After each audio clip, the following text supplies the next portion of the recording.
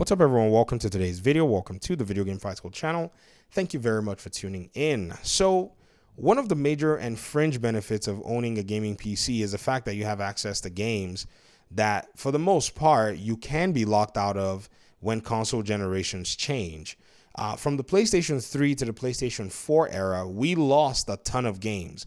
Like, a ton of games were lost, and if many of them were never remade, we would not have been able to see them, show up on other platforms, or even some people will not have been able to hear of them. One of the games of that nature that did not get lost, that eventually even creeped its way onto PC, was, for me, The Last of Us Part 1. I remember I never played that game on a PS3 because I never owned a PS3. I owned a PS4. It was my first console that I ever purchased. The Xbox 360 was the first console that I did own, but that was actually gifted to me. And I was so excited to play The Last of Us Part 1. I went ahead and bought a copy. I played that game. I was really excited about it.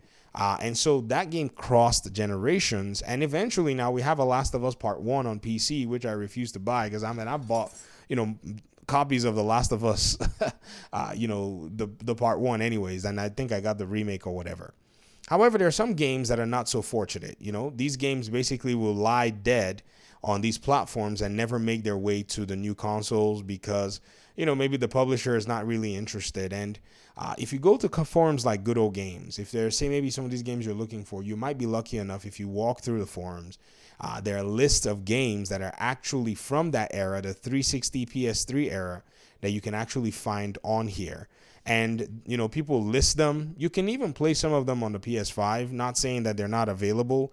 But the difference now is, if some of these games were maybe locked to the PS4, they were never remade, and they were playing at 30 FPS, you now have the option to be able to play them at better performance, better frame rates.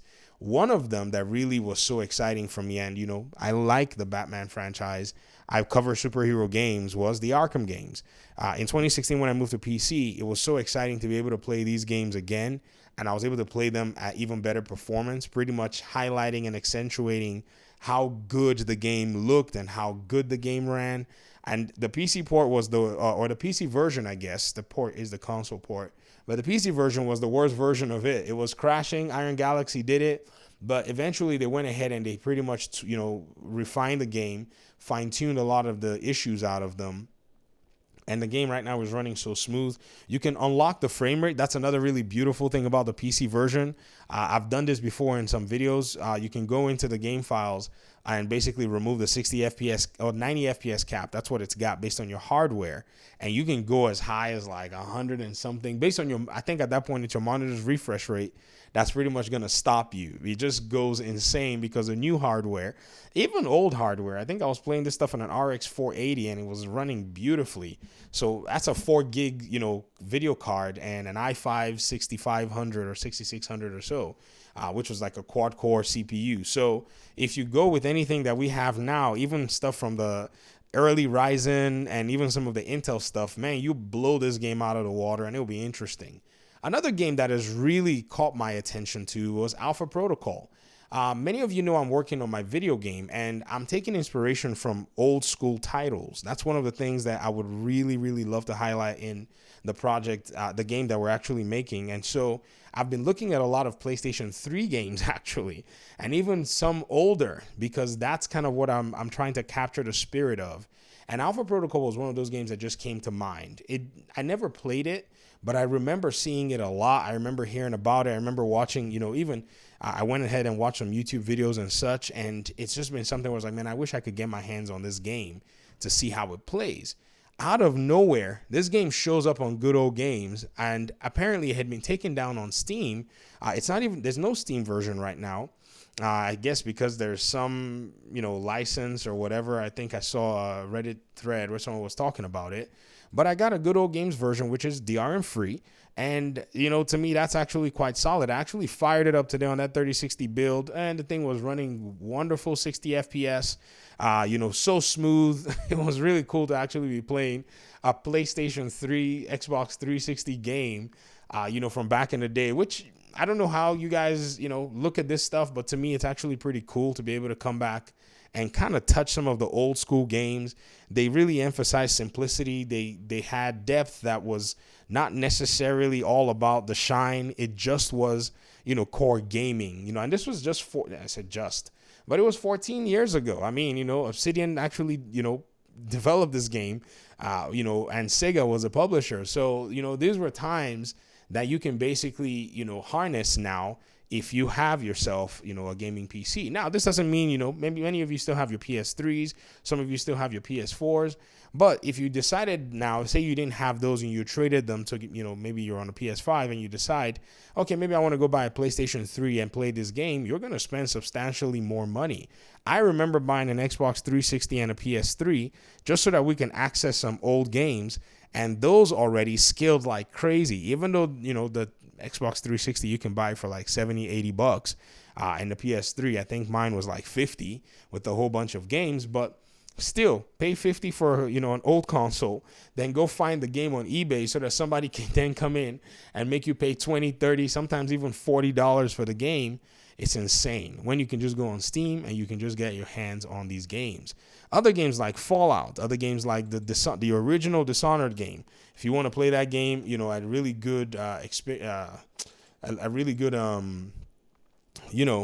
frame rates and performance, you can basically get, a copy here, and you can go ahead and play them. Don't worry, they go on sale all the time. This is the Dishonored edition that they're selling for $80. Has like the 2 games and I think the expansion that comes with it. A lot of Bethesda games make their way here. It's insane how much, they go ahead and do that. Dishonored 2 is $5.99. I remember paying $60 for this game at launch on PC, and I never played it. I've never played it. So I guess those of you who like that kind of stuff, that's pretty cool. Dragon Age, that's another really interesting game. I think Dragon Age 2, I think, is locked to the 360. Let me see. Dragon Age is a 360 game. Dragon Age 2, yes. Origins, I'm sorry. Dragon Age Origins is a 360 game and such. And, if you wanted to go ahead and play a game like that, you can get your hands on a PC version, and, just so many really cool games from back in the day. You can just do DRM-free versions, or you can go on Steam. Steam has a bunch of them. You can play the first 2 Witcher games, which is insane. And one thing that you guys are going to find out is even PlayStation is actually releasing some of their old games, here. Some of their exclusives are eventually coming here. Days Gone, Horizon Zero Dawn, God of War 2018, and Uncharted are all here. Those are the 4 PlayStation games that I know off the top of my head that have already made their way to the good old game store. So DRM-free, I think, versions. Let's go ahead and look at this Days Gone version. Let me see. Does it say? Yep, it's a DRM-free PlayStation former exclusive game. That's not something that you can easily find, nor can you even find anywhere. So think about this.